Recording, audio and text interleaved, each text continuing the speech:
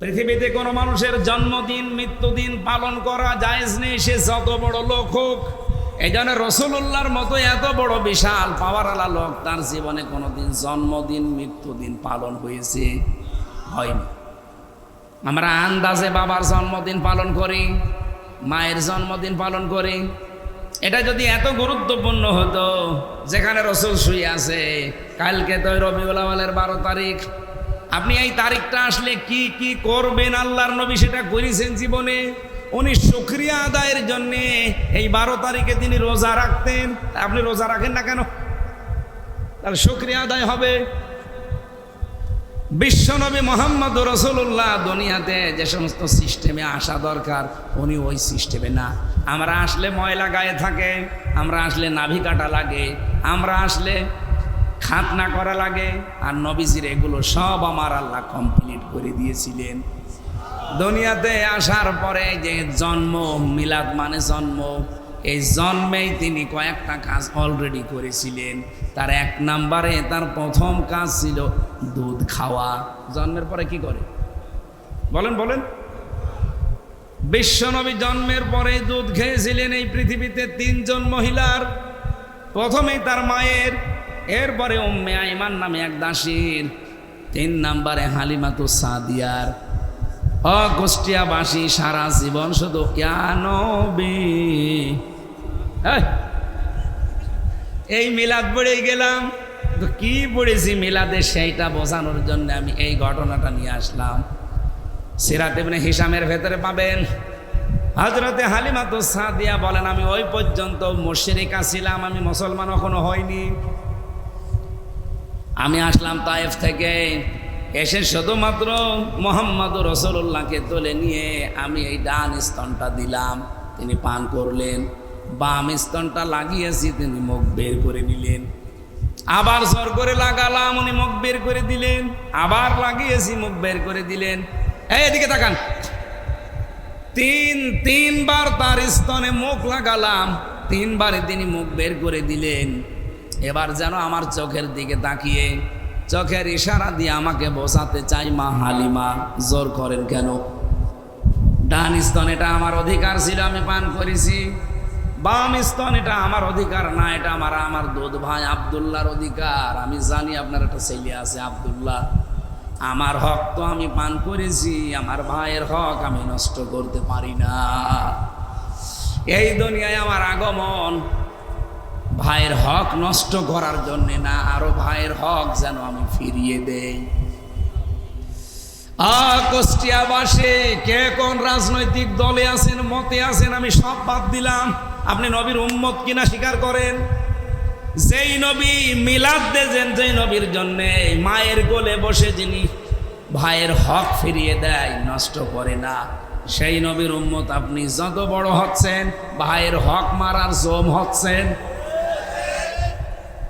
আমি কি বোঝাতে পেরেছি? কত মানুষ এখানে আমরা নামাজ 5 ওয়াক্তের জায়গায় তাহাজ্জুদও পড়ে, অথচ ভাইয়ের জমি আস্তে করে আইল ঠেলে নেয়। শুধু আইল ঠেলা না, ওরে পুরা ফাঁকি দিয়ে দেয়। সারা জমিন চাষ করছে ঠিক ভালো মতোই, হঠাৎ আইলের কাছে গেলে নাঙ্গলের মাথা বাঁকা হয়ে যায়। আমার মনে আছে যত বরকত আল্লাহ এই আইলের কাছে দিয়েছে। আপনি কি জানেন 1 বিঘত পরিমাণে কোনো ভাইয়ের জমি যদি আপনি দখল করে নিজের আয়ত্তে রাখেন, ওই যে হাদিস বলেছিলাম না, যে জিনিস আপনার না ওইটা আপনি জোর করে নিজের আয়ত্তে নিয়ে নিয়েছেন। এ জমি তো আপনার ছিল না, আপনি জাল দলিল করে হোক, আইল ঠেলে হোক, যেভাবে হোক নিজের আয়ত্তে আপনি চাষ করে খাচ্ছেন। ওই দিন থেকে আপনি আর নবীর উম্মত নেই। সুতরাং যারা চাঁদাবাজি করেন, অন্যের সম্পদ যারা উল্টা পাল্টা করে 2 নাম্বারি করে যারা খান, বলেন তো ওই সম্পদ কি আপনার? বলেন, যেভাবেই হোক ফাঁকিবাজি করে, ধোঁকাবাজি করে, প্রতারণা করে খাচ্ছেন। হয় চুরি করে, ডাকাতি করে, ছিনতাই করে, নাই চাঁদাবাজি করে, যেভাবেই অন্যের সম্পদ যেটা আপনার না, ওটা যতদিন নিজের দখলে রাখবেন, আল্লাহর কসম আপনি আর নবীর উম্মত নেই। আর আপনি যদি উম্মতি হতে না পারেন, আমির হামজা না, কাবার ইমাম সাহেবকে দিয়ে জানাজা পড়ালো আপনি জান্নাত পাবেন না। হাদিসের শেষ কথা তো আরো কঠিন। আপনি যেন অলরেডি জাহান্নামে নিজের একটা স্থান অলরেডি বরাদ্দ করে ফেলেছেন। আমার তো হাদিস পড়ার পরে মনে হয় বাংলাদেশে বহু মানুষ এখন অলরেডি জাহান্নামী। নাকি আমি হাদিস বানালাম? বলেন। 12 রবিউল আউয়াল উপলক্ষে সিরাতুন নবী সাল্লাল্লাহু আলাইহি ওয়াসাল্লাম অনুষ্ঠানের সম্মানিত সভাপতি জনাব মাওলানা ইসহাক আলী দামাত বারকাতুহুমুল আলিয়া এতক্ষণ যিনি আলোচনা রাখলেন, আমার মনে হয় কই চলে গেছে ভাই, ইসলামিক চিন্তাবিদ হাফেজ মাওলানা মোর্শেদ আলম। উনি এসেছিলেন খোকসা থেকে, দামাত বারকাতুহুমুল আলিয়া। আমাদের এখানে উপস্থিত হয়েছেন বাংলাদেশ জামাতে ইসলামী মনোনীত নমিনি, এমপি পদপ্রার্থী নয়, বাংলাদেশ জামাত ইসলামী থেকে যে 300 জনের নাম সারা বাংলাদেশে ঘোষণা করা হয়েছে, এরা কেউ পদপ্রার্থী না, এরা সব নমিনি। এরা যদি পদপ্রার্থী হয় কিয়ামত পর্যন্ত পদ পাবে। আমি কি বানিয়ে বললাম? বাংলাদেশে অন্যান্য দল আপনি বলেন তো, এমপি পদপ্রার্থী হওয়ার জন্য তারা মারামারি করে মরে যায়। জামাত ইসলামীতে এটা আজ পর্যন্ত শুনেছি, বলেন না কেন? আমরা তো পদপ্রার্থী না, আমরা নমিনি। আমাদেরকে নমিনেশন দিয়েছে জামাত ইসলামী থেকে। এটা আমাদের উপরে এক প্রকার জুলুম। কারণ দায়িত্বভার আমাদের গ্রহণ করা সম্ভব না যদি আল্লাহ সাহায্য না করে। এই জন্য কেউ যদি দায়িত্ব চেয়ে নেয়, আল্লাহর রহমত তার উপরে থাকে না। যাকে দায়িত্ব জোর করে দেওয়া হয়, সে যদি অপারগতা প্রকাশ করে, আল্লাহ নিজে তাকে সাহায্য করে। আর আমি দেখি বাংলাদেশে 73টা দল এখন কাজ করছে। শুধু জামাত ইসলামী বাদ দিয়ে একটা দলের নাম বলেন যে যারা নমিনেশন পাওয়ার জন্য চেষ্টা করে না, বলেন, আপনি বলেন। আরে ভাই, আমি কাটছাট কথা বলছি, রাগ না করে একটা দলের নাম বলেন যে তারা এভাবে চায় না, তাদের জোর করে দেওয়া হয়, বলেন। একটা দলও বাংলাদেশে নেই, শুধু জামাত ইসলামী বাদ দিয়ে, আমি গ্যারান্টি দিতে পারি। কারণ এই 300 জনের নাম ঘোষণা করেছে, কোরআন শরীফ হাত দিয়ে আমার বলতে বলেন, আমি তাই বলবো। এরা ঘোর নক্ষরও জানে না যে এমপি দাঁড়াবে। এই লোকটারে জিজ্ঞাসা করেন তো, কোনোদিন স্বপ্ন দেখেছে যে এমপি দাঁড়াবে? আমার ওনার নয়, বাদ দিলাম, আমি তো স্বপ্নে না, কিছুই দেখি।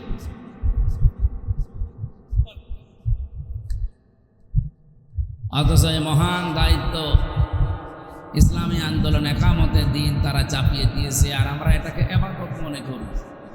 নামাজ পড়া যেমন আমার কাছে ইবাদত, যে দায়িত্বটা দিয়েছে এই দায়িত্ব পালন করার জন্য যে কষ্ট স্বীকার করছি, এই কষ্টটাও ইবাদত। আপনি কি মনে করেন কোনো কষ্ট নেই? বলেন বলেন, অবশ্যই কষ্ট আছে। এই কষ্টটা করছি শুধুমাত্র নামাজ যেমন কষ্ট পায়, রোজা রাখলেও কষ্ট পাই। আমরা যাচ্ছি আগামীতে 151 জনকে কোরআনে কারিম বুকে নিয়ে যারা যেন সংসদে এসে আল্লাহর এই 500 বিধান বাংলাদেশে কায়েম করতে পারে। এই 54 বছরে আমরা যা দেখি না, ইনশাআল্লাহ এবার তা দেখা হবে। বহু ধোকায় পড়েছি এই 54 বছরে, এবার আর কোনো ধোকায় আমরা পড়ব না। এই জন্য আপনাদের সামনে আজকে এসে উপস্থিত হয়েছে এই আসনের নমিনি জামাত ইসলামী থেকে জননেতা, সাবেক চেয়ারম্যান, উপজেলা চেয়ারম্যান ছিলেন, ভাইস চেয়ারম্যান, জননেতা জনাব আফজাল হোসেন দামাত বারকাতুহুমুল আলিয়া, বলেন আমিন। এই মাহফিলটা আসলে তো আমাদের এমনিতেই সাংগঠনিক এবং রাজনৈতিক প্রোগ্রাম প্রতিদিন 4, 5টা, 6টা, 7টা করে চলছে। আমার আজকে দিয়ে মনে হয় 5টা। আজকে সকালে ছিলাম আমি একটা অনুষ্ঠানে, এরপরে গিয়েছিলাম আলমডাঙ্গায়, এরপরে আর একটা আলেমদের অনুষ্ঠান ছিল, এরপরে গণসংযোগ ছিল বিকালে, এখন এইটা এসার পরে আবার আছে ওই মোবাইলটা। আমার মনে হয় ম্যাশিংও এইভাবে পারে। ম্যাশিংয়েরও তো তেল মোবাইল দেওয়া লাগে, ডাক্তার দেখানো লাগে, মিস্ত্রি দেখানো লাগে। আর আমাদের জাল্লা কে বানিয়েছে? ছোটবেলায় ওয়াজ শুনতাম, কোন হুজুর যেন ওয়াজ করছে যে আমাদেরকে মানুষ কাঠ মোল্লা বলে, আমাদেরকে নাকি আল্লাহ কাঠ দিয়ে বানিয়েছে। সেইটা আল্লাহ মনে হয়েছে আমাদের কাঠ দিয়েই বানিয়েছে। আমাদের এই শরীরে কোনো আরাম নেই, ব্যারাম নেই, 24 ঘন্টা চলছে।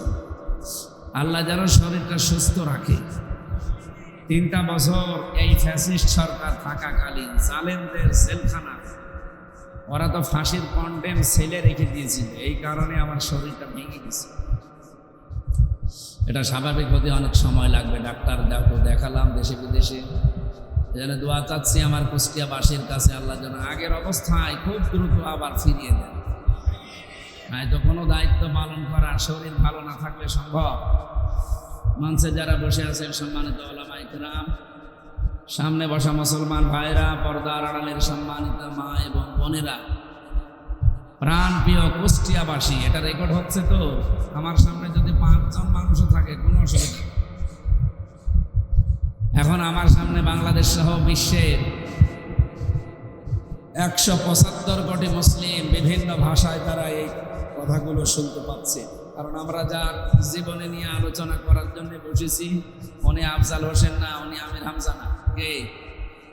মুহাম্মাদুর রাসূলুল্লাহ। আল্লাহর পরে যার স্থান, আমরা তার সিরাত যেহেতু লিখেছেন, আমরা সিরাত আকারে কথা বলবো ইনশাআল্লাহ। রব্বুল আলামিন বলেন, আমার আহসানু কাওলাম মিম্মান দাআ ইলাল্লাহ।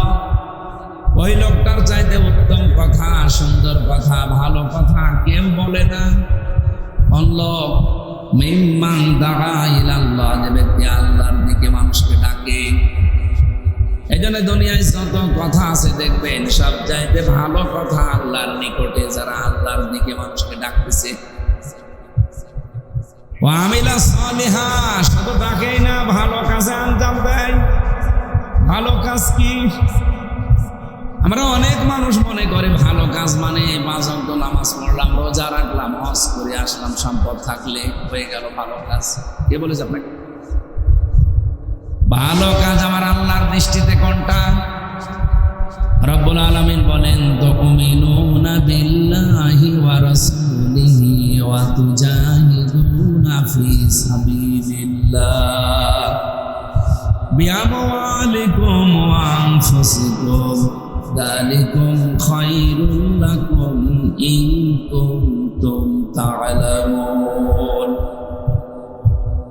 যারা আল্লাহ এবং রাসূলের প্রতি বিশ্বাস করার পর নিজেদের জান আর মাল দিয়ে এই জমিনে সর্বাত্মকভাবে চেষ্টা করে যায় দিন কায়েমের জন্য, আল্লাহ বলেন যালিকুম খায়রুল লাকুম, এইটাই ভালো কাজ। বাংলাদেশে আজ ভালো কাজ কারা করছে নাম ধরা লাগবে? বলেন বলেন, এক কথা বলছেন না হা করে আছেন? ভালো কাজ কোনটা? আপনার ফতোয়া পীর সাহেবের কাছে নেওয়া লাগবে না, আমির হামজার মুখে ফতোয়া লাগবে না, আল্লাহ নিজে ফতোয়া দিয়েছেন সূরা সফ, যালিকুম খায়রুল লাকুম, এইটাই ভালো কাজ। ইন কুনতুম তা'লামুন, যদি তোমরা জেনে থাকো। এতটুকু বলে আল্লাহ শেষ করে দেননি। রব্বুল আলামিন বলেন, এই ভালো কাজ যদি দুনিয়ায় কেউ আঞ্জাম দিতে পারে, আমি কি করব জানো? ওয়া ইয়াগফির লাকুম যুনুবাকুম ওয়া ইউদখিলকুম জান্নাতিন তাজরি মিন তাহতিহাল আনহার ওয়া মাসাকিনা তাইয়্যিবাতান ফি জান্নাতি আদন যালিকাল ফাওজুল আযীম। খুব ভালো করে খেয়াল করুন, যেহেতু এই কথাগুলোর ভেতরে কোনো ভেজাল নেই, নাকি আমাদের কথার মতো আল্লাহর কথায় ভেজাল আছে?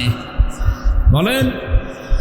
আল্লাহ বলেন, আমি সব অপরাধ মাফ করে দিচ্ছি এবং দেব, এমন জান্নাতে প্রবেশ করাবো যার তলদেশে নদী আর নহর বহমান। মাসাকিনা তাইয়্যিবাতান, আল্লাহ মাসকান দিতে পারতেন, মাসাকিনা দিয়েছেন, এটা বহু বছর। এখানে যারা আমরা লেখাপড়া জানি, আপনি দেখবেন পৃথিবীতে যত ভাষা আছে অধিকাংশ ভাষাগুলোতে 1 বচন আর বহু বচন আছে, 2 বচন নেই। কথা বুঝতেছেন? আপনি বাংলা দেখেন 1 বচন আর বহু বচন, 2 বচন পাবেন না, সব ক্ষেত্রে না। ইংরেজিতে আমি দেখেছি 1 বছর আর বহু বছর আছে, 2 বছর নেই, আছে নেই। অথচ আল্লাহ এখানে বহু বছর বলার আগে কিন্তু 1 বছর আছে এই শব্দটার, 2 বছর আছে, বহু বছর। এটা রব্বুল আলামিন বহু বছর কেন দিয়েছেন? 1 বছরের পরে 2 হলে আমরা 2 বছর বলি, 2 এর উপরে গেলে কমপক্ষে 3 না হলে আরবিতে বহু বছর হয় না। আর অন্য অন্য ভাষা যারা আছে তাদের আবার 1 এর পরে আসলে বহু বছর হয়ে যায়, কিন্তু আরবিতে 1 এর পরে 2, 2 এর পরে হবে 3, 3 হলে বহু বছর। আল্লাহ এখানে বসাতে চেয়েছেন, আমি আল্লাহ যদি তোমাদেরকে জান্নাত, যেটা পবিত্র স্থান, এটা যদি আমি দান করি, একটা না কমপক্ষে 3টা জান্নাত দান করব। সুবহানাল্লাহ যারা বললেন, আপনি এবার দেখেন তো সুবহানাল্লাহ আপনার ঠিক আছে কিনা। আল্লাহ বলেন এটা ভালো কাজ, জান আর মাল দিয়ে আল্লাহকে যারা বিশ্বাস করেন তার এই জমিনে দিন কায়েমের জন্য চেষ্টা চালাবেন, আপনি করেন। এই ভালো কাজ আরো যারা করে আপনি তাদের পেছনে লেগে থাকেন, তাদের পেছনে আপনি ফতোয়াবাজি করেন।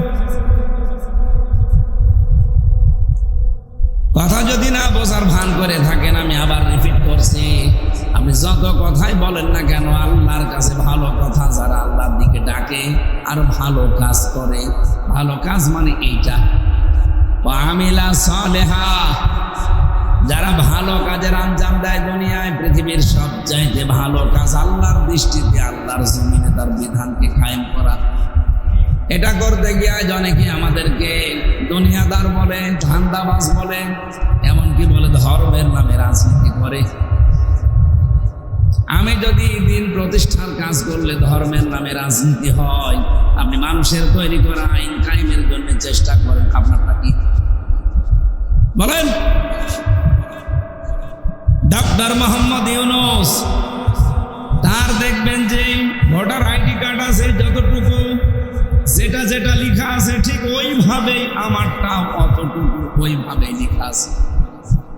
তার নাম, তার বাবার নাম, মায়ের নাম, গ্রামের নাম হয়তো পাল্টানো, কিন্তু কার্ড সবার এক, নাকি ওনার কার্ড 10 হাত লম্বা।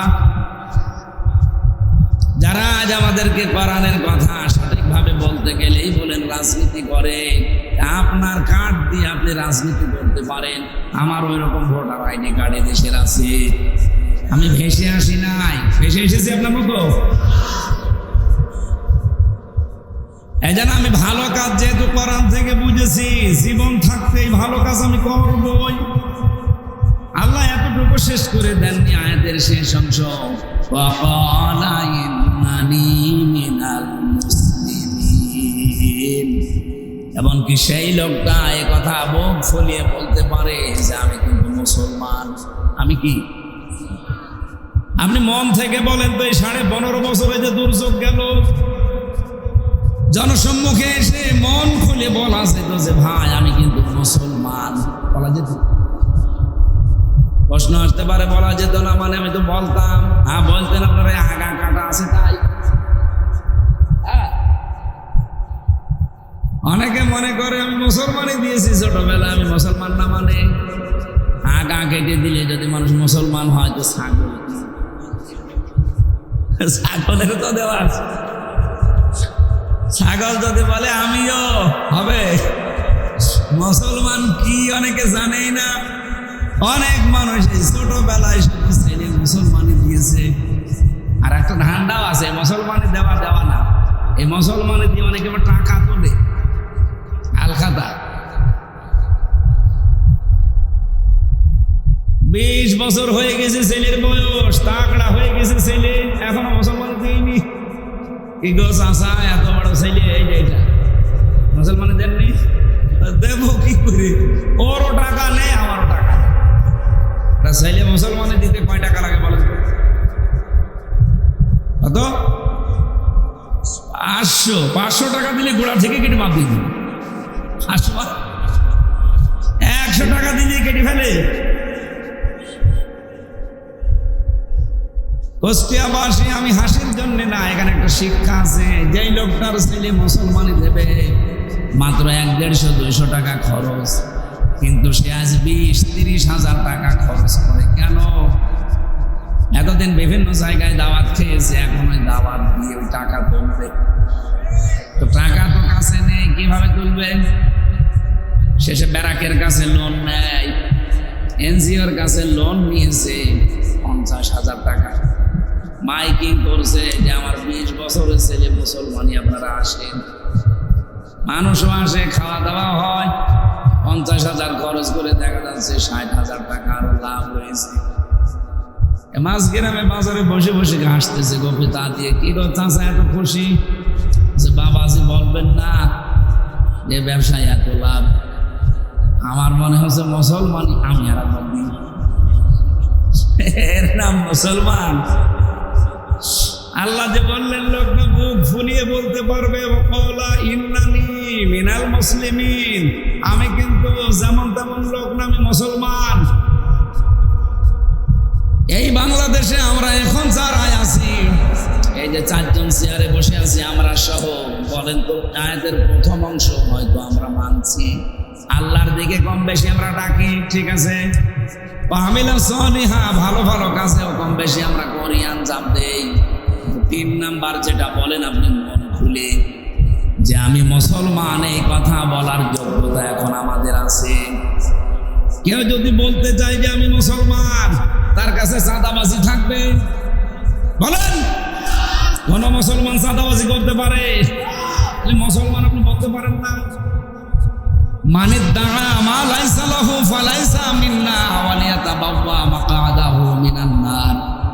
নবীজি বলেন যে জিনিস তোমার না, ওইটা যদি জোর করে নিজের দখলে নিয়ে নাও, ওই দিন থেকে তুমি আমার উম্মত থেকে খারিজ হয়ে গেলে।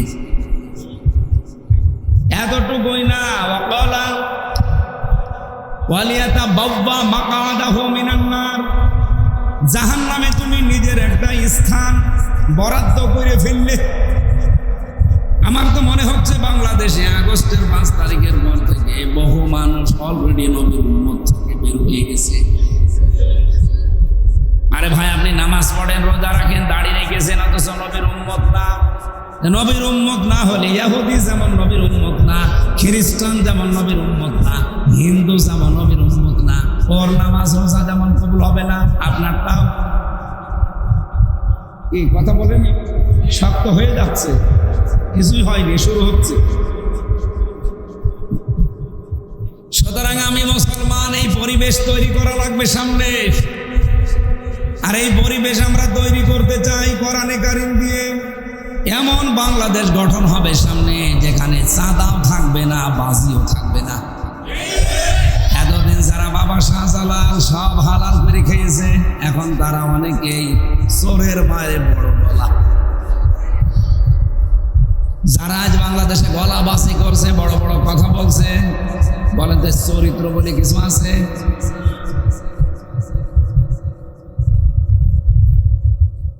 বলে না, ওনারে নিয়ে আসবেন না, উনি কোরআনের কথা বললেই শুধু রাজনীতি করে। আরে ভাই, পড়া কোরআনটাই আল্লাহ রাজনীতি দিয়ে সাজিয়েছেন।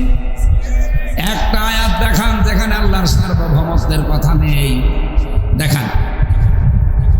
একটা আয়াত দেখান যেখানে রাসূলুল্লাহর রিসালাতের ঘোষণা নেই। এখানে যারা আলেম আছেন তাদেরকে আমি জ্ঞানী মানুষদেরকে বলছি, সূরা ইখলাস পড়েননি? কি কুল হুয়াল্লাহু আহাদ আল্লাহুস সামাদ লাম ইয়ালিদ ওয়া লাম ইউলাদ ওয়া লাম ইয়াকুল লাহু কুফুওয়ান আহাদ। এখানে একাত্মবাদের ঘোষণা কার? এখানে রাসূলুল্লাহর কোন ঘোষণা আছে? আপনি কি জেনে বললেন না, না আন্দাজে তালে তালে বলছেন? বলেন তো, এই যে সূরা ইখলাসের ভেতরে যদিও কোনো জায়গায় মুহাম্মদুর রাসূলুল্লাহর নাম নেই, এই সূরার ভেতরে আল্লাহ পাক তার রাসূলের রিসালাতের ঘোষণা দিয়েছেন। আপনি বলেন পেয়েছেন? আপনি কোনোদিন পেয়েছেন? এই জন্যই তাফসীর মাহফিলে আসতে হয়। আল্লাহ পাক এই সূরা ইখলাসের মতো এতটুকু ছোট সূরার ভেতরেও রাসূলুল্লাহর রিসালাতের ঘোষণা দিয়ে দিয়েছেন, কুল হুয়াল্লাহু আহাদ। হে নবী বা হে রাসূল, আপনি বলেন আল্লাহ এক। বলছে? নবীজিকে যদি নবী বলে আল্লাহ ঘোষণা দেয়, রসুল বলে ঘোষণা দেয়, ওনার রেসালাতের ঘোষণায় সূরার ভেতরে আছে না নেই? কোরআনে সূরা ইখলাসের ভেতরে যদি রাসূলুল্লাহর রেসালাতের ঘোষণা থাকে, আল্লাহর একাত্মবাদের কথা থাকে, একটা আয়াত আপনি বের করতে পারবেন যেখানে আল্লাহ রাসূলের কথা নেই? আপনি কেন বলেন যে কোরআনের কথা বলতে আনি আর উনি রাজনীতি করে? প্রতিটা আয়াতেই তো তাদের ঘোষণা। আমি করবো কি? মনে হয় তো সরাসরি বলেন না, এদিকে ওদিকে ঘুরিয়ে বলেন। আমি সরাসরি বলেছি, এই জন্য আপনার রাগ। আমরা চাই আগামীতে আমি যেন বুক ফুলিয়ে বলতে পারি, আমি কিন্তু ইহুদি, খ্রিস্টান, বৌদ্ধ, হিন্দু, মাজুসি না, আমি মুসলমান। আর এই কথা যদি কেউ বলে যে আমি মুসলমান, অবশ্যই তার কাছ থেকে সুদ দূরে চলে যাবে, তার কাছ থেকে ঘুষ দূরে চলে যাবে, তার কাছ থেকে বেপরদা দূরে চলে যাবে। কথা বলে না কেন? এখনো কি সেই বাংলাদেশ আমরা পেয়েছি যেখানে ঘুষ দেওয়া লাগে না? পেয়েছি? এই ঘুষের বিরুদ্ধে বৈষম্য দূর করতে তো এতগুলো মানুষ জীবন দিয়ে গেল, এখনো হাসপাতালে কাতরায়, এখনো সেই ঘুষ চলছে। একজন মুসলমান দাবি করলে তার কাছে সুদ থাকে না, ঘুষ থাকে না, জেনা থাকে না, বেপরদা থাকে না, আর আমাদের কাছে সব আছে। আপনি বলবেন কি করে? এজন্য দুনিয়ায় সে যাই বলুক না কেন, ধোকায় পড়া যাবে না। আমি এমন একটা পরিবেশ তৈরি করতে চাচ্ছি যেখানে আমি অন্তত রাস্তায় দাঁড়িয়ে বুক ফুলে বলতে পারবো যে আমি কিন্তু মুসলমান। আমার কাছে এড়ি তেড়ি করা যাবে না। সাদা আমার কাছে যাবেন, হয় আপনাকে মেরে ফেলবো, না আমি মরে যাবো। কথা বলেন না কেন? অন্যায় করা যেমন অন্যায়, অন্যায় সহ্য করা অন্যায়। এই কারণে এই 54 বছরে জালেমদের বৃদ্ধি শুধু বেড়েছে। যদিও কিছু কিছু জায়গায় এখন পরিবর্তনের দৃশ্য আমরা দেখতে পাচ্ছি, এটা যদি সব জায়গা থেকে রুখে দাঁড়াতে পারতাম, আমার মনে হয় এই দেশে আমরা বুক ফুলিয়ে বলতে পারতাম আমি কিন্তু মুসলমান। আমরা এটা বলতে চাই না? বলেন বলেন। প্রত্যেকটা উম্মতি জান্নাতে যাবে, কিন্তু অস্বীকারী যারা তারা কিন্তু জান্নাত পাবে না। আমার প্রশ্ন হচ্ছে, আমি নবীর উম্মত আছি কিনা এটা আগে আমাকে বের করা লাগবে। নবীজি বলেন কিয়ামতের দিন আল্লাহ রাব্বুল আলামিনের সামনে কেউ যদি কারো জন্য সুপারিশ করে, ইয়াউমা ইদিল্লা তানফাউ শাফাআতু ইল্লা মান আযিনা লাহুর রাহমানু ওয়া রাদিয়া লাহু কাওলা।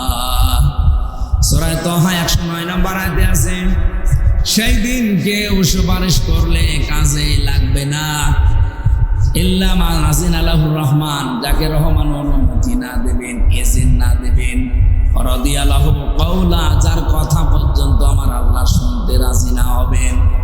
সুতরাং আমি যদি এই ভাইয়ের জন্য, ইসহাক সাহেবের জন্য কিয়ামতের দিন ওনার পক্ষে আমি যদি সাফাই গাই, সুপারিশ করি, তাহলে প্রথম নম্বর শর্ত হচ্ছে ওনার জীবনের উপরে আল্লাহ রাজি থাকা লাগবে।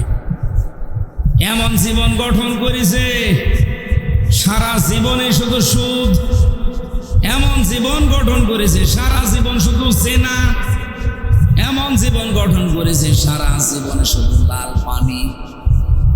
এদেশে নেই? আমি এরকম মানুষের জন্য সুপারিশ করলে আল্লাহ সুপারিশ কবুল করবে? ওনার জীবনের উপরে আগে আল্লাহ রাজি থাকা লাগবে। এই জন্য একটু ভাবেন, কত মানুষ তো কত বাবার আশায় বসে আছেন যে আমার বাবা আছে, পার করে নিয়ে যাবে। ডাহা মিথ্যা কথা। নবীজিও পারবে না। আগে আপনার প্র্যাকটিক্যাল লাইফের উপরে, বাস্তব জীবনের উপরে আল্লাহর রাজি থাকা লাগবে।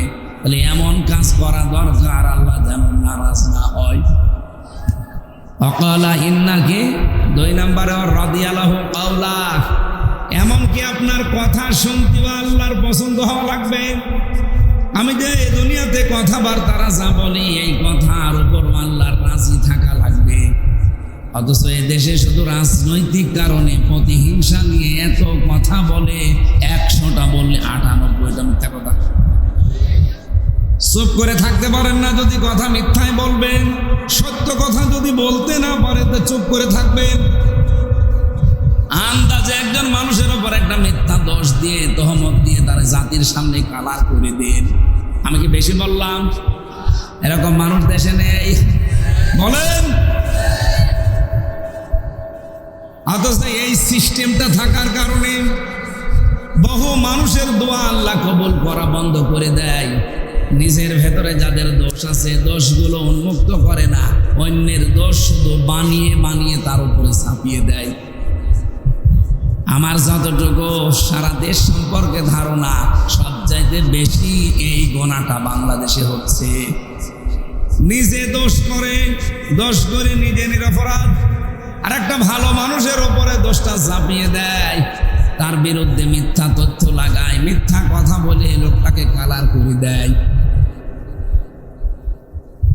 আল্লাহ রাব্বুল আলামিন কোরআনে কারিমে সূরা নিসার 112 নম্বর আয়াতে তথ্যটা দিয়েছেন, ওয়ামাই ইয়াকসিবু খাতিয়াতান আও ইসমান সুম্মা ইয়ারমি বিহি বারিআন ফাকাদ ইহতামালা বুহতানা ওয়া ইসমান মুবিনা।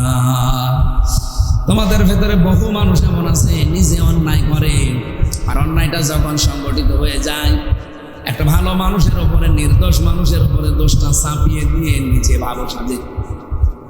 এই দেশের একটা বড় ছাত্র সংগঠন আছে, যাই করুক না কেন শুধু শিবিরের ওপরে দোষ চাপিয়ে দাও।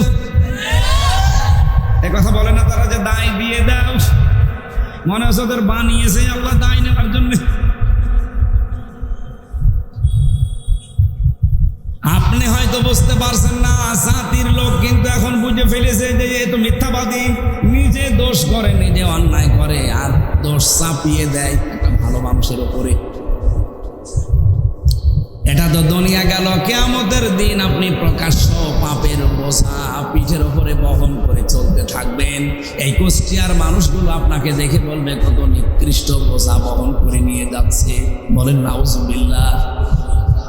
এত কড়া ভাষায় বলার পরেও যদি কারো মনের পরিবর্তন না হয়, আমার মনে হয় ওর বিবেকের উপরে কুকুরে পোশাক করেছে। বলেন,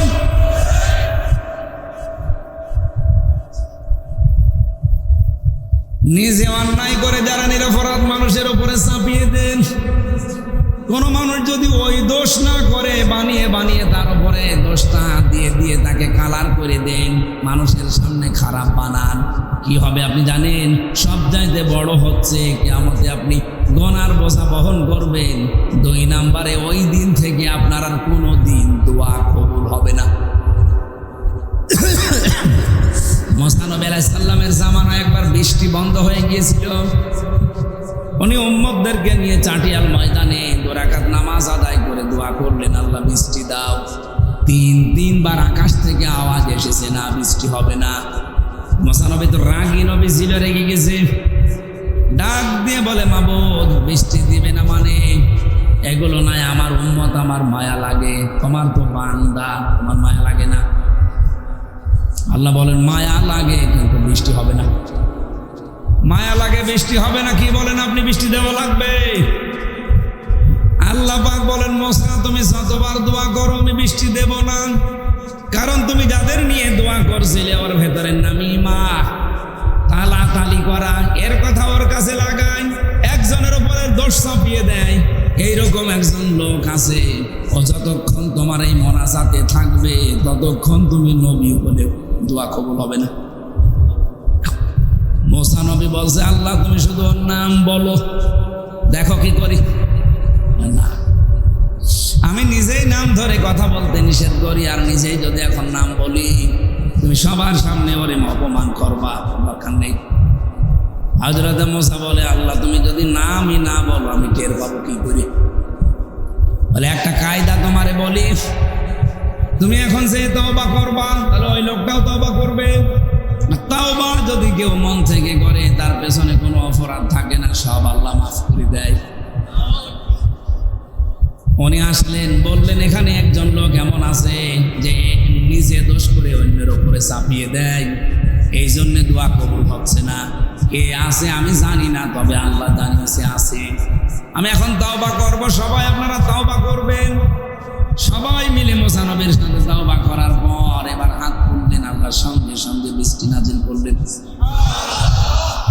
এত বড় পাওয়ারফুল নবী, শুধুমাত্র তালাতালি করা এর কথা ওর কাছে লাগানো, মানুষকে ছোট করার জন্য তার উপরে দোষ চাপিয়ে দেয়। এইরকম একজন লোক থাকার কারণে যদি দোয়া কবুল না হয়, আমরা অনেকে এই দোয়া করি, বলে হুজুর কি দোয়া করেন, সব মাঠে মারা যায়, কবুল হবে কি করে? কারণ এমন মানুষকে নিয়ে দোয়া করছি যার স্বভাব শুধু দোষ চাপিয়ে দাও। এই কথা বলেন না কেন? এই জন্য এরকম লোক যদি এখানে থাকেন যে নিজে অন্যায় করে আরেকজনের উপরে দোষটা চাপিয়ে দেন, সে নারী হোক পুরুষ হোক, এই মুহূর্তে আপনি মাহফিল ছেড়ে চলে যান, নাই তো আমরা এখন দোয়া করবো, আমাদের দোয়া হবে না। দেখেন তো কোনটা উঠছে? না না উঠবে, ওরে উঠা লাগবে, ও থেকে তো লস। তাড়াতাড়ি করেন। এই স্বভাব যাদের আছে যে দায় দিয়ে দাও, এই রাজনীতি চলছে না বাংলাদেশে আজ, দায় দিয়ে দাও, মনে হচ্ছে দায় নেওয়ার জন্য ওদের জন্ম হয়েছে দুনিয়ায়। আপনি টের পাচ্ছেন আপনার কারণে বাংলাদেশে কি হচ্ছে? আপনার কারণে আল্লাহ বৃষ্টি দেয় না, আপনার কারণে অনাবৃষ্টি হয়, আপনার কারণে অতিবৃষ্টি হয়। যেটা আমার আল্লাহর রহমত হিসাবে আসার কথা, সেটা গজবে পরিণত হয়ে যায়। আশা করছি এরকম দোষ যদি কারো ভেতরে থাকে, সে সংশোধন হয়। এরপরেও যদি কারো পরিবর্তন না আসে, ওয়াজে হবে না। কোরআন শরীফ দিয়ে, বুখারী শরীফ দিয়ে হবে না, ওরে বাখারী শরীফ দেওয়া লাগবে। আর সামনে থেকে এই ব্যবস্থায় আমরা ইসলাম দিয়ে করব। বহু ওয়াজ করেছি জীবনে, গলা পর্যন্ত শেষ, এখন আর হবে না, এখন বাখারী শরীফ লাগবে। কি শরীফ? বাখারী শরীফ।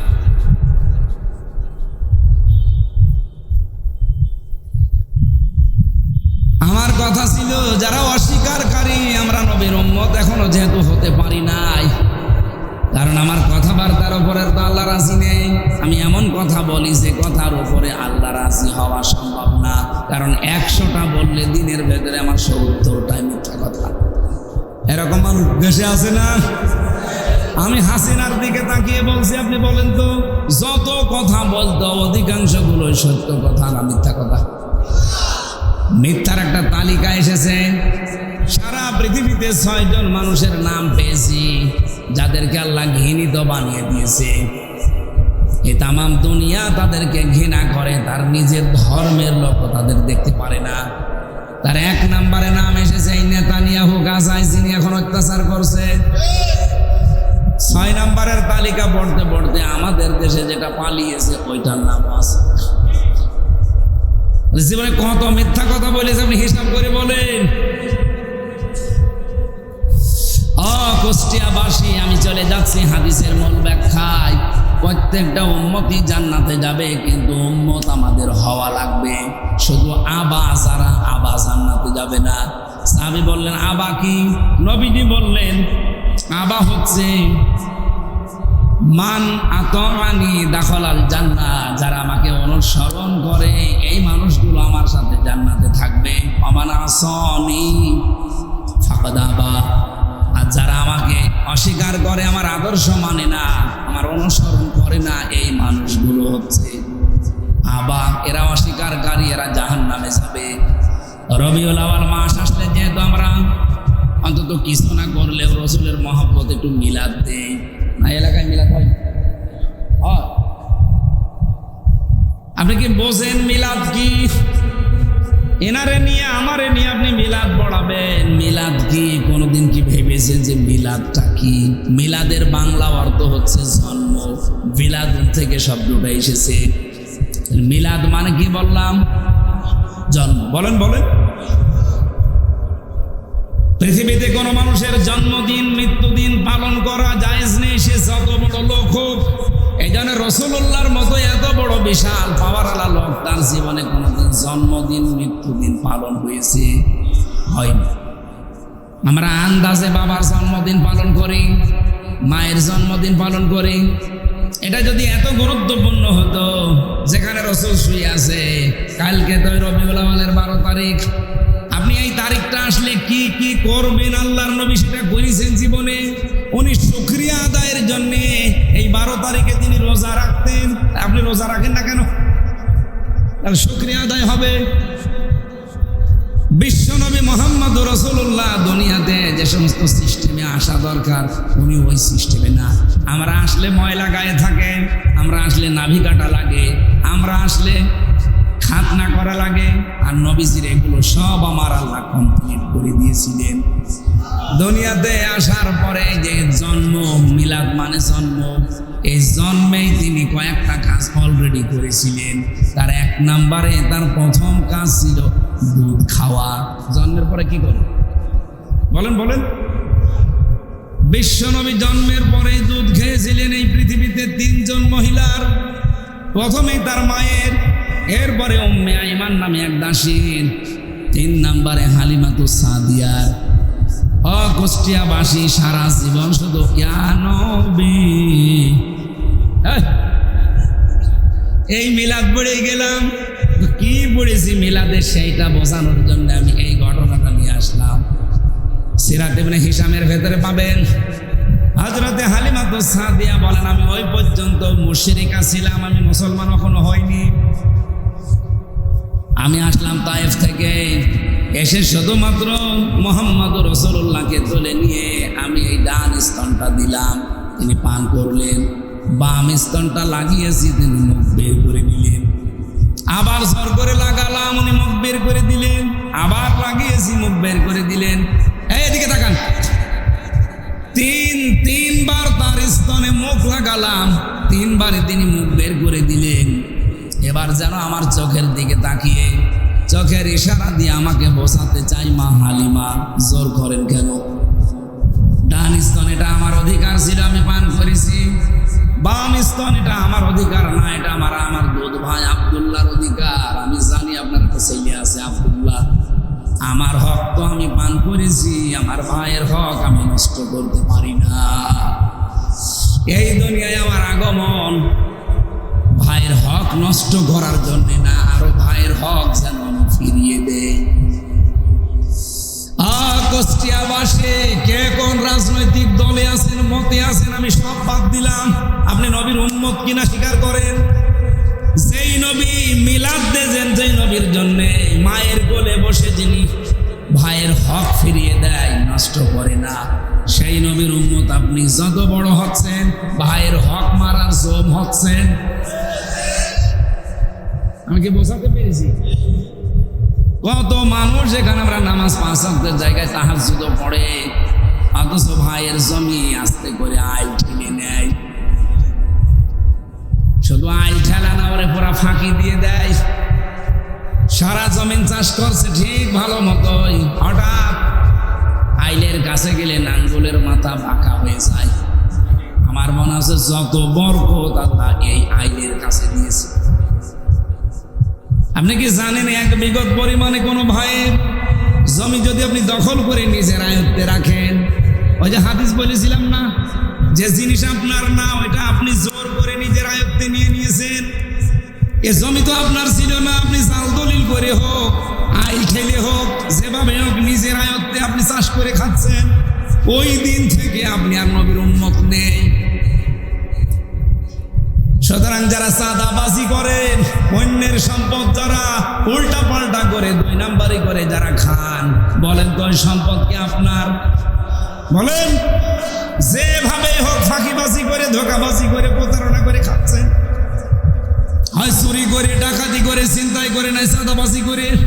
যেভাবে অন্যের সম্পদ যেটা আপনার না, ওটা যতদিন নিজের দখলে রাখবেন, আল্লাহর কসম আপনি আর নবীর উম্মত নেই। আর আপনি যদি উম্মতি হতে না পারেন, আমির হামজা না, কাবার ইমাম সাহেবকে দিয়ে জানাজা পড়ালো, আপনি জান্নাত পাবেন না। হাদিসের শেষ কথা তো আরো কঠিন। আপনি যেন অলরেডি জাহান্নামে নিজের একটা স্থান অলরেডি বরাদ্দ করে ফেলেছেন। আমার তো হাদিস পড়ার পরে মনে হয় বাংলাদেশে বহু মানুষ এখন অলরেডি জাহান্নামী। নাকি আমি হাদিস বানালাম? বলেন,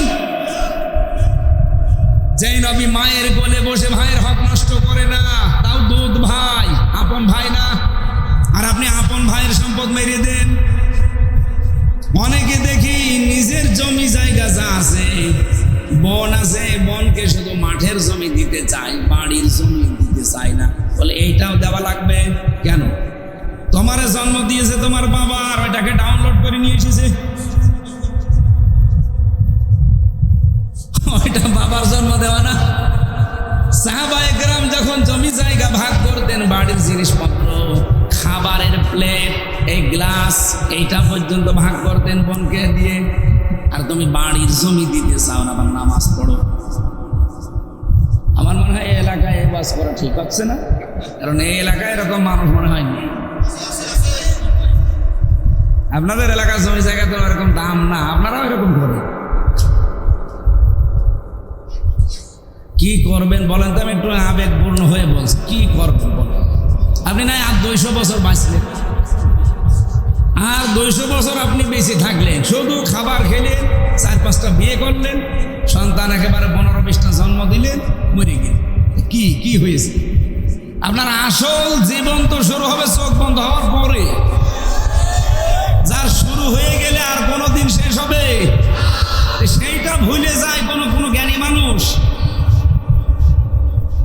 এটা আমি আগে হালকা পাতলা বুঝতাম, কিন্তু এখন আরো ভালো বুঝে ফেলেছি। এই জেলখানায় 3 বছর থাকার কারণ আমি দেখছি যে পুরাটা একেবারে ধোকা।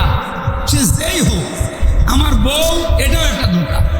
ও যত ভালোবাসুক আমাকে, আমি মরে যাই আজকে, এখনই যদি মরে যাই, হার্ট অ্যাটাক করে মরে গেল, আপনি খবর দেবেন যে হামজা সাহেব মরে গেছে, হয়তো পাগল হয়ে যাবে, কান্নাকাটি করে 2-3 দিন না খেয়ে থাকবে। হয়তো 7 দিনের দিন দেখবেন হ্যাঁ আবার স্বাভাবিক হয়ে গেছে, হাসি তামাশা আবার ঠিক চলছে। সর্বোচ্চ 3 মাস 10 দিনের ভেতরে দেখবেন ও আবার স্বাভাবিক দুনিয়ায় ফিরে, ওর বাবা এসে হাত ধরে বলবে মা চল, ওর আর এক জায়গায় বিয়ে দেয়। কারণ এভাবে তো জীবন চলে না। ঠিক, হ্যাঁ শরীয়তে এটা আছে, দিয়ে দেবে। 5-7 দিন সংসার করবে তার সাথে। শ্বশুর যদি ওরা জিজ্ঞাসা করে যে কেমন এটা জামাই, বলবে জামাই তো এটা, আগেরটা কি জামাই ছিল? অথচ আমি যা করলাম আমার কোনো দাম নেই ওর কাছে। কিছুদিন পরে দেখবেন আপনার নাম আর মনে থাকবে না। জীবদ্দশায় আস্তে আস্তে করে আর একটা সংসার পেয়ে আপনি ভুলে গেছেন, এইটার নাম দুনিয়া। আর সর্বোচ্চ 100 বছর পরে যদি আপনি এই কুমারখালী, এই মাঝগ্রামে আসেন, আল্লাহর কসম যে বাড়ি করেছিলেন 100 বছর পরে, ওই বাড়িতে আপনাকে ঢুকতেও দেবে না। শুধু ঠিক না, এটা বাস্তব। 100 ভাগ আপনি 100 বছর পরে ফিরে আসবেন। বলেন তো, এখান থেকে 100 বছর পরে যে লোকটা বিদায় নিয়েছে আগে, ও যদি এখন ফিরে এসে বলে যে এই মাঝগ্রামের এই 2 তলা বাড়ি আমার, আমি বানিয়েছিলাম, এখানে যারা এখন আছে তারা ওনাকে চিনি না, চিনি, তারা ওনাকে দেখেও নাই, এ বাড়িতে তো ঢুকতেই দেবে না, আরো পিটাবে, বলবে কিসের? আমার নিজের নাম আমির হামজা, আমার বাবার নাম রিয়াজউদ্দিন, আমার দাদার নাম জাহান আলী, তার বাবার নাম হচ্ছে নমাজ আলী, তার বাবার নাম ইদ্রিস আলী, তার বাবার নাম ভাদু সর্দার, এরপরে আর একটা আছে সাবের আলী, এরপরে আমি জানি না। এটা আমার দাদার কাছ থেকে শুনেছিলাম এই পর্যন্ত। তাও তো আমি 6 পুরুষের নাম জানি, আপনি 3টা, নিজের নাম, বাবার নাম, দাদার নাম, এরপরে আর জানেন। এখন ওনার দাদার দাদা যে ওই লোকটা যদি এখন এসে ওনার বাড়ি বলে এই বাড়ি আমার, আমি তো অন্তত সেই সাবের আলী পর্যন্ত জানি। সাবের দেখিনি, ভাদু দেখিনি, ইদ্রিস দেখিনি, নমাজ আলীকেও দেখিনি, জাহান আলী দেখেছি। বলেন তো এই জাহান আলীর বাবা নমাজ আলী দেখতে কেমন ছিল আমি জানি না। ওই লোকটা যদি কুষ্টিয়ায় এসে বলে এই 2 তালে বাড়া আমার মনে হয় দাঁত মুখ সঙ্গে সঙ্গে খুলে যাবে। কিসের নমাজ আলীর বাপ? আমি তো নমাজ আলীকে চিনি না। কথা বলেন না কেন? এইটার নাম দুনিয়া। এই জন্য বিবেকটা কাজে লাগায় ভাই। নবীজির জীবনী শুনতে এসেছিলেন, এই জীবনীটা যদি আমরা এই মিলাদ মাহফিল বলেন, সিরাত মাহফিল বলেন, যদি এইটা মেনে নিতে পারতাম, তো বাংলাদেশে আর কোনো সাদাবাজি থাকে? যে জিনিস আমার না, আমি জোর করে নেব কোন কারণে? আর এটা ভক্ষণ করে আমি করব কি? আমার নাই 2 দিন পরে পায়খানা হয়ে বেরিয়ে যাবে, কি হবে তারপর? অবৈধ সম্পদ অর্জন করলে কি হয় আপনি একটু দেখতে পাচ্ছেন না? 620টা বাড়ি বানিয়েছিল ভূমিমন্ত্রী, একটা বাড়িতেও থাকতে পারে না। 620টা বাড়ির সন্ধান পেয়েছে আল জাজিরা। আমি সেদিন কোন দেশে ছিলাম, ওটা সিঙ্গাপুরে। ওই হোটেলে নেমে দেখলাম যে উনি বসে বসে চা খাচ্ছে। আমারও বলছে হুজুর দোয়া করেন, আগেই পালিয়েছি। পালালেন আপনার না 620টা বাড়ি, সে বাড়িতে থাকতে পারেন না, হোটেলে থাকেন। বাড়িতে যাব কি করে? এই দেশেও আমার বাড়ি আছে, সাহেব পাড়ায় বাড়ি আছে, সাহেব পাড়া। লন্ডনে বাড়ি করেছে বেগম পাড়া। মালয়েশিয়াতে বাড়ি আছে। বাংলাদেশে যে বাড়িগুলো ছিল সব তো জনগণ আগুন লাগিয়ে দিয়েছে। এখন নিজের বাড়িতে যেতে পারে না, হোটেলে থাকে। প্রতি নাইটের ভাড়া 50,000, 1 লাখ এরকম, 118 তলা বিল্ডিং। আমারে বলছে হুজুর দোয়া করিন। কি দোয়া আসবে আপনার জন্য? আমার আপনি বাইরে সাহেব পাড়া বানিয়েছেন, সেখানে যে থাকবেন, হোটেলে থাকেন কেন? 20 লাখ বাঙালি থাকে এই মালয়েশিয়া। এই সিঙ্গাপুরে আরো বড় বাঙালি আছে। আমারে যদি দেখতে পাই পিটিয়ে ভক্ত বানিয়ে ফেলে। এই জন্য আমি বাইরে যাই না, খুব চুরি করে আসি। কি করলো লোকটা? এখান থেকে যদি আগামীতে কেউ শিক্ষা না নেয়, আপনি মনে করবেন ও আর মানুষ না, ও একটা জ্যান্ত আস্ত কুকুর। কুকুরের যেমন কোনো স্যাদবদ নেই, খায়, সংসার করে, দুনিয়া শেষ করে দেয়, ও এরকম। আমরা কুকুর হতে চাই? বলেন। রাসূলুল্লাহর সিরাতে যত কথা আছে, কিয়ামত হয়ে যাবে তাও শেষ হবে না। আল্লাহ নিজে জানিয়েছেন ইন্নাকা লাআলা খুলুকিন আযীম। হে নবী, আপনাকে এমন মহান চরিত্র দিয়েছি, কিয়ামত পর্যন্ত মানুষ শুধু কুল কিনারা পাবে না, অনুসরণ করবে। আমরা এই 1 ঘন্টায় আর কি করবো? যতটুকু বলেছি অন্তত এই শিক্ষাটা আজকে থেকে নেবেন। আপনার দ্বারা আপন ভাই, সৎ ভাই, দোত ভাই, মুসলমান ভাইয়ের হক যেন নষ্ট না।